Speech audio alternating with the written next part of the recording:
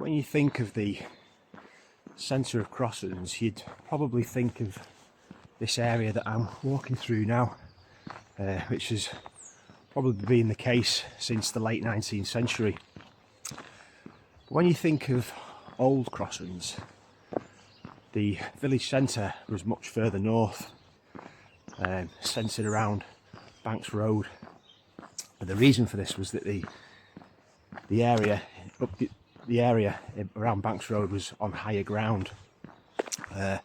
It's thought that in remote times it would have been surrounded by water, an island if you will. Perhaps this is shown best by Paul Sherman's excellent LiDAR map of the 10th century. The etymology of Crossens is interesting also. Bailey, Farrer and Bullpit all tell us that Cross Ness derives from a ness or headland where a cross once stood. Farrer also says that Crosser Ness features in the Landnama book, the Viking Landnama book. There's also a suggestion that Crossens could be a reason for the naming of Crossens, a point where the Ribble could be forded to a point here. Oh, look at the sun rising over there. We're in for a belter of a day. So I think historically Crossens is steeped in local history. Of course, in 1644 there was the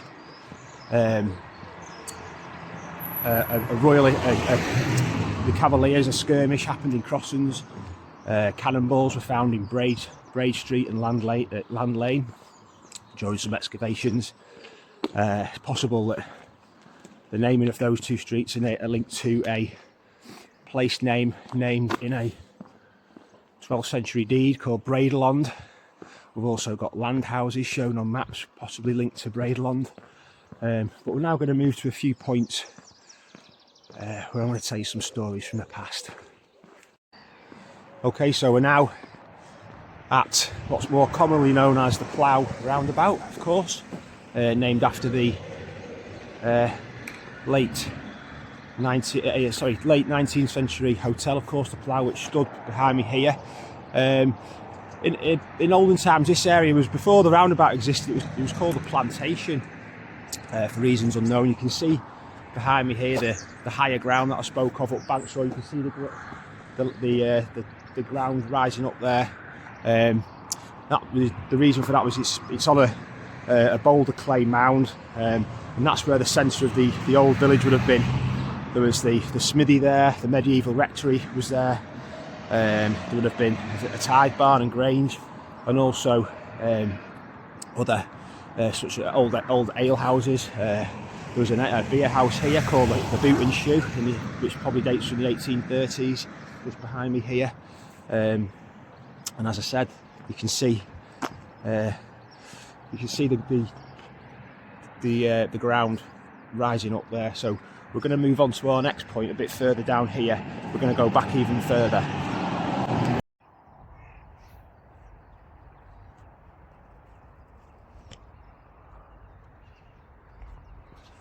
Okay, so it's been recorded that Roman coins and silver sepultural urns from the time of Vespasian were found in Thomas Brookfield's field, the site of which just over here. Thomas Brookfield's farm was where the pumping station is now.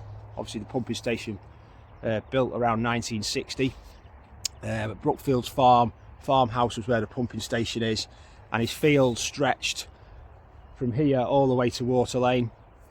On the 1909 OS map, it shows, I'll put the map on the screen now, it shows urns found AD 1840. Brookfield later admitted to Bullpit that he found the urns ranged like mugs on a buttery shelf just over here. At a later date, it's believed that the urns were taken to Skaysbrook Hall by Charles Scarisbrick, but nothing's known. I believe nothing's known of where they are now. But the coins, I believe, are still around. I'll show you a picture of those on the screen now. We're just going to walk to our next point, but we're just coming into a little hamlet called Fiddlers Ferry. These houses behind us here, it's like a northern part of Crossens. Fiddlers Ferry, named after in times past there was a creek here, and the area around the creek was known as Fiddlers Ferry. Charles Abram, another local historian, he tells us of a forgotten hamlet called Bayman's Lone. Lone is a local dialect for lane, which was in this area. Just another point, yeah, of course, can't talk about Old Crossens without talking about the Crossens canoe, which of course hangs in the Atkinson on Lord Street, which was, I think it's carbon dated to around 1500 years old. That was also found in Brookfields Field. There's a picture of it being carted by Bullpit along Water Lane, so I think that suggests to me that it was probably found closer to Water Lane. Perhaps if it was found more this way, they've probably brought it out here onto Banks Road. But what a lovely morning it is, eh? Couldn't ask for a better one. So we're going to move on to our next point now. I'm going to tell you the story of Ralph the Smuggler. So I'm going to tell you the story of Ralph the Smuggler. Bullpit tells us that the name Ralph's Wife's Lane dates to at least the early 18th century, and of course Ralph's Wife's Lane today meets Banks Road, just where we've just walked through. But the story goes that Ralph was a smuggler, and that he'd landed some spirits from the Isle of Man, probably here at this area behind me, which was formerly known as Key Nook, which I'll tell you about shortly. So he'd landed some spirits, and he was waiting for them to arrive, and apparently his wife was waiting for him to return, and apparently she froze to death near the where the old sluice bridge was. Of course, the old sluice bridge was just down here, opposite to where the pumping station is now. I've got a lovely painting of it by an artist called James William Walker. There's also a photo of it in Harry Foster's book about Crossens. But I'll tell you about Key Nook. This area just behind me here, you can see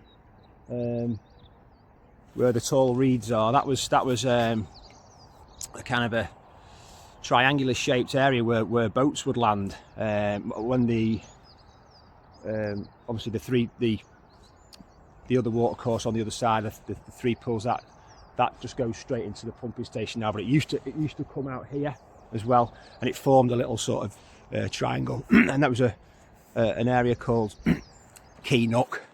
Again, there's some paintings of it by the artist James William Walker, which I wrote a little article about, and here it was here, as I said. I think the boat building yard that was in Marshside. Actually, I think they moved to here. Exact time I'm not entirely sure. I think that was called Latham's Boatyard. But there was still boats here in at least the 1960s. I think I've recently seen an aerial photo of boats here. Absolutely really nice morning. There was just before I started videoing here, there was a huge heron and a lovely barn owl looking for a meal before it calls it a day. So we've got one more stop to go, just round the corner on Banks Road. Here we go. Yeah, so this the original sluice bridge would have just been behind me here. Okay, so to finish, I'm going to tell you about the original North Meals Rectory, which dates to medieval times. It's thought it stood somewhere in this vicinity. We're at the junction of Banks Road, Skipton Ave, Fellview. The Rectory was the third behind the manor houses. It was the third largest house in North Meals. Thought to have stood somewhere around here. There was also a grange and a tide barn. I think one of the buildings was still standing in the mid 20th century, used as a farmhouse. But of course, one interesting story dates back to the late 13th century.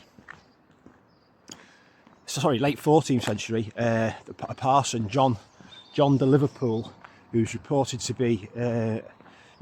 be a very wealthy man. Some villains led by Roger de Blythe of Latham broke in to the Rectory, and they started to torture him to reveal where his treasure was. They started pouring water down. They started pouring water down his throat via a pipe in an attempt to reveal where he kept his treasure. I think they got away with £20 and some jewels. It actually went to court in Lancaster in 1400, and amazingly, Roger got off with it. He must have had friends in high places, or defended himself very well. Just a little pointer here. You might see these. There's some old gate posts here, which I've always wondered about, just behind me. I'm not sure if they're obviously the house is a lot. Looks like it was built in the 80s, 90s, but the gate posts and part of the wall look a lot older. I'm not sure if they were part of one of the farm buildings associated with the Rectory. But that's where this video of Old Crossens ends today. Hope you've enjoyed it. Sorry about the delay. It's been a bit busy, but please subscribe to the channel, like and share, and of course please follow Secret Sandland on Facebook, Instagram and Twitter, or X as it's now called. Thank you very much.